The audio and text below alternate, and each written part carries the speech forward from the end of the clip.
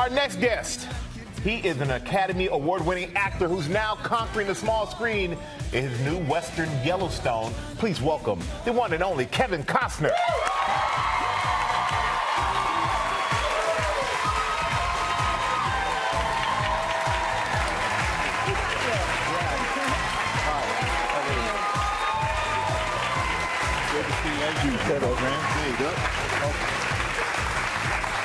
Hey, welcome, welcome, welcome. You got a lot of fans in this studio today, I'll tell you that. And Yellowstone, Western. Yeah. You've been a fan of Western since you were 7 years old. What draws you in about a Western? Well, it's obviously it's the outdoors. I mean, you know, as a kid, you're kind of cooped up. They send you to school, you're cooped up, and when the bell goes off, you're outside.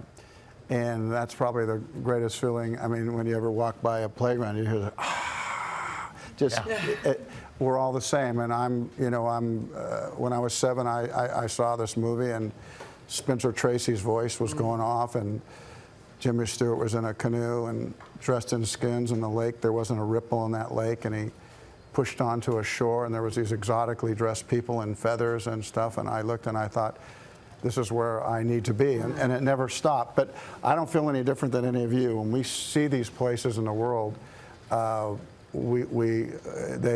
stop us. Mm-hmm. Yeah, no, they do. And you play John Dutton, whose family controls the largest ranch in the U.S., and it's under constant attack. Yeah. We have a clip from the show. Let's take a look.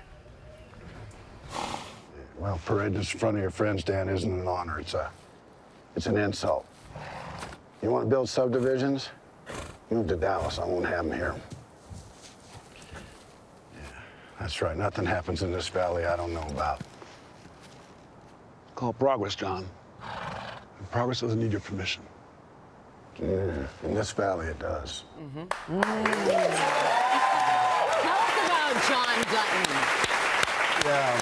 Well, thank you. He represents a 5th generation that's probably taken the land themselves from the indigenous people, from the Native Americans, and they've, you know, and you're taught if you're strong enough, mean enough, tough enough, resourceful enough, you can hold on to things in America. And people took that to heart, and certainly his family did. And for 5 generations, they've this land in Montana has been theirs. And what happens is the land's now, you know, like what goes around comes around a little bit. And so now what you have are urbanization, people thinking you have too much, the EPA, politics, Native American issues, and they're coming for the land. And so they're doing so just at the really wrong time for me. My family's pretty dysfunctional. You kind of need that for a good show, right? Everything can't be going so rosy. But, you know, it's all set, and if you see the images, you know, it's all set in the Bitterroot Valley, which is right where Lewis and Clark went down. So it's just right in the middle of history, and that is just something it's, you know, I've done a lot of courtroom things and wearing the tie and stuff, but I don't think anybody wouldn't want to be on the horse. No, and you did all your own riding. For the most part, I do. There's some things I go, Kevin, you just simply cannot do them. I mean, I've done those things my whole career, and this horse is bucking, and I'm thinking, I got to get on that. And they're just going, so we're always thinking divergently, and I have to put on a producer's hat once in a while. And you mentioned some of the other things that you've done, suit and ties and all that, but one movie is 25 years old, one of my favorites, The Bodyguard. I mean, We will always love you. yeah. 25 years ago, but people still love it as if it was yesterday. Why do you think this movie sticks with everybody? I don't know. I think probably the notion that there is somebody that would stand in front of you to protect you. I think that's never going to fall in fashion. I think that women want that. I think men we want that level of security. Who cares for us? Who loves us? Who would stand in front of us? Who would stand for us? But the reality is we had this little songbird, Whitney, who had this big voice that came out of her, and it was her first movie, and you know, I thought, you know, she was so beautiful, and I thought, well, this is the girl for me. And you know, yeah, well, you know, not everyone thought that. It turned out, but I did. And when we were done, it was was a really important moment in her life and her career, and we'll always be locked together that way. And I actually didn't realize the power of that movie with Whitney and I. So, you know, I kind of kissed her once for everybody in America, and I kissed her once really good for me, too.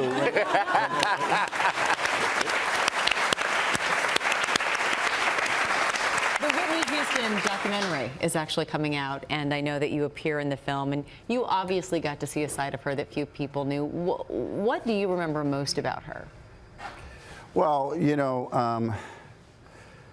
there was something about Whitney, you know, I mean, for the worldwide fame that she had, but, you know, I was, you know, with her, you know, close, and there were times when just, you know, she didn't think she was pretty enough, she didn't think she was good enough, and the rest of us are going, really? Wow. Whitney, you know, you have it, and so all we know is that what we can do for each other, and she was in a new medium with me, and she was really had a lot of little street smarts in her, and you know, she made up her mind on that movie who she could trust, and that's where she went. You know, if she was wrong, it would have been, but you know, we have this thing. I'm always really careful about the things I do say about her, simply because sometimes things are just yours. Yeah. And I That's know fair. one thing we can trust is that you always put out great work. You always do. And Yellowstone is no exception. Yellowstone turned out better. I wanted it to be good. I never start anything that I don't think has a chance to be great. And Yellowstone was all of that. And so I hope you do check it out. I hope you see this beautiful place in Montana. It still exists. I mean, there was a moment in America's history where it was the Garden of Eden, and when you see those mountains, you understand why. Well, you can check it out. Yellowstone, it premieres tomorrow night on Paramount Network. Kevin, thank you so much for coming in here with us. We appreciate that. Well, hey there, GMA fans. Robin Roberts here. Thanks for checking out our YouTube channel. Lots of great stuff here. So go on, click the subscribe button right over here to get more of awesome videos and content from GMA every day, anytime. We thank you for watching, and we'll see you in the morning on GMA.